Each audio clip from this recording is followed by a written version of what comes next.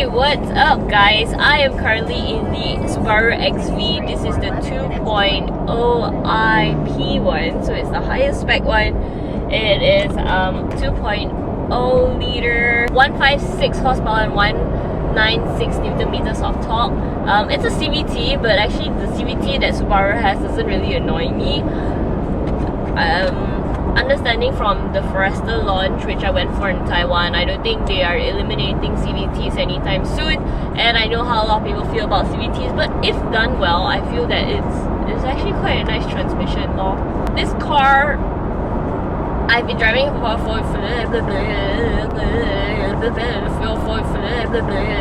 good morning, it's Monday. I've been driving it for a few days now, and I actually feel that it's not underpowered or it's not overpowered, and the handling on this thing, man, it's an all-wheel drive, so it can really take corners. Going at a bend, I can just like I'm holding it in one hand now. I'm pretty sure a lot of you would as well, because you're cruising right? But when you go through a bend, right, wow, sitting in the XV going through bends is amazing, and the handling on this thing is pretty direct. Comparing it to the HRV, well, driving dynamics, of course, I would say I'm thinking of HP and XV. The XV will definitely take the cup, because the driving dynamics of the XV is so good. I love how connected I am to the car, I mean to the road. I can feel the road, the suspension. I know the things that I'm going through, I know the potholes that I'm overcoming. It has a McPherson strut in front and the two wishbones at the back, and the brakes are very lenient as well.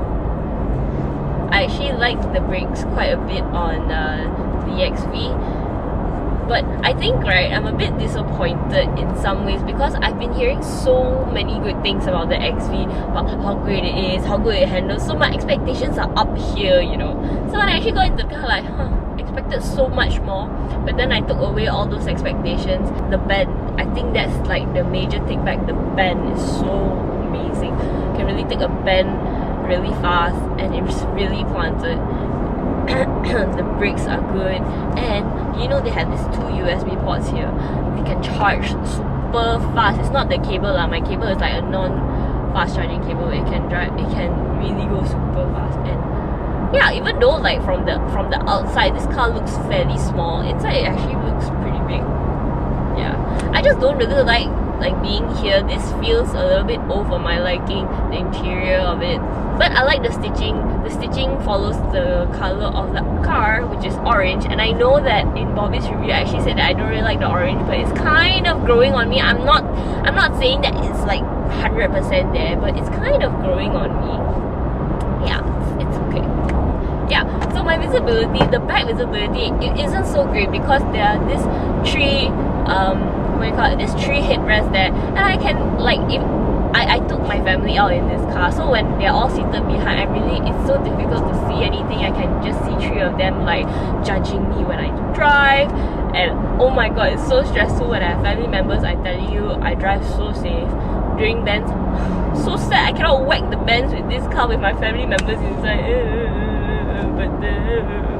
Yeah, anyway, it's over. I can whack bends now, but I'm on the straight road.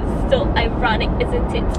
Anyway, yeah, so visibility left and right is good, even though it's like, it feels like a very low car, but I feel quite high up, even though the center of gravity actually feels pretty low. That's why I can take bends quite nicely, and it's a boxer engine. We all know boxer engines are like, whew. So yeah, I mean, if you're considering this or the HRV, in terms of driving dynamics, this one definitely, I feel planted. I feel very good driving the XV. You know, a HRV is a very practical car. Very practical car. Definitely more spacious than the XV. XV, your boot space, my god, terrible boot space. Go check it out in Con or Bobby's videos, but I'm pretty sure you all heard of the boot space. So terrible. the other thing, my parents actually, or my family actually pretty like this car. They think that it's pretty spacious. Of course, I moved my seat in front of it lah. But yeah, they're all very small. Like they're all smaller than me, because all old already lah. Other than that, I actually like the meter cluster. I think the meter cluster is pretty. It's pretty simple. You have everything there, and they have this extra screen here. I'm pretty sure you can catch this extra screen, which gives you a lot of info. They have this interesting thing where it shows you the car, and when you turn on the lights on the car in that screen goes on. When you're braking, the brakes on that car in that screen goes on. It's pretty cool. And NVH on this car is actually a bit noisy, but then again it's kind of like. But then again, I understand because it's not a sedan, so it connects all the way to the boot. Let's try out the sound system.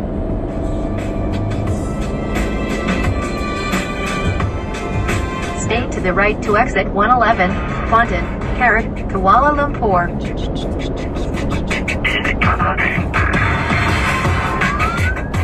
It's not that impressive to me. Yeah, it's not impressive to me. It's a very normal sound system. You can't really hear the bass. I've played around with it. You can't really hear the bass through your seats. You can't really hear the vibrations all over. There's not much feel to the sound system, and I like sound systems that have a lot of feel in it, that gives you the like you're really in a club lah. I like sound system. To me is very, very, very important. Okay, it's like at the end of the day, I just want to chill in my car, in my personal space, with good music and a good sound system. Is that too much to ask for? Is that expensive? It's expensive to ask for, but don't think it's too much to ask for lah. Okay, decent sound system. This one, if they added a little more, I don't know, if they tweaked it a bit, because a lot of cars actually come with pretty good sound system, and if they actually tweaked it a bit, I'm pretty sure that it will be a good sound system. But for this one, it's like below average. I would say the sound system below average, but driving, wow, very good. And where am I going? My headroom, I am 160 cm, and yeah, I think that's about it. This one, you can really hear the engine lah. And it actually gives me like the power that I require to actually accelerate. It takes a while. It's a very definite power output, but it's very slow in the climb. So for example, if I tekan it, I can feel the car going, but it takes a while to actually get going. It's not laggy or anything, but yeah, brakes are so good. Like the brakes, very linear. Yeah, so like I said, you can actually hear the transmission, you can hear what's happening outside, and I personally kind of like that. I don't really like cars which are very, very, very quiet, unless yes, you're going for a luxurious car. But in this segment, no. I mean, it's a Subaru, it's supposed to be like a little bit sporty, so I actually like that a lot. And we actually tried the hill descent control when we're going down the parking lot. It works. So it's good. Yeah, I guess that's all for me for now. Yeah, bye guys. If I actually compare it with the HRV, I don't know, for driving dynamics, we'll definitely get this car. It's so much blunted. The body roll is very little, and the HRV we can actually feel a bit of floatiness. But then again, the HRV you can feel the body roll, you can feel the floatiness. But then again, this one, the HRV does come with like leather interior. This one comes with cushion. And I know that Bobby always says that my nose, people with my nose and his nose, we cannot take cushion, but I'm okay with cushion. My people has cushion, so I'm fine with cushion. And these ones are actually, because they're perforated, and I'm pretty sure that they do that.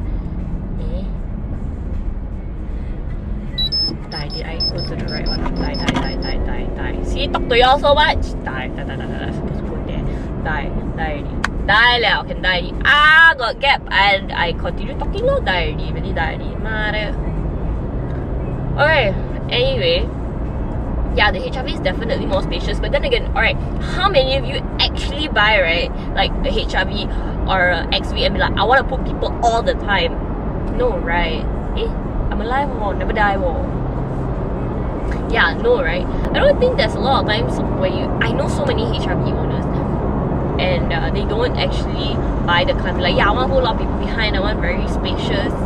No, I mean, of course, when you consider you compare, you be like, yeah, this one more spacious, this one is more legroom and whatever not, but actually think about it. How many times do you actually chauffeur people around? How many times do you all actually have a full load of passengers?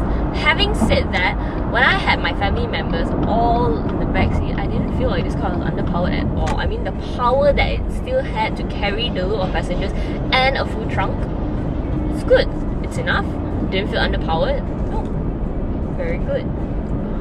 And if I take this up to Genting, I would have a ball of a time, I'm telling you. So it's a fun car. I guess it's a very good balance between very good driving dynamics, fun car to have, and like you can take up Genting, and you can also like ferry passengers around. So yeah, well, I'll let you be the judge of whether you would choose a HRV or the XV. Prices are fairly similar for HRV and XV. I guess a lot of you would be wondering for the after sales maintenance lah, which would also be a question that I would be thinking of. So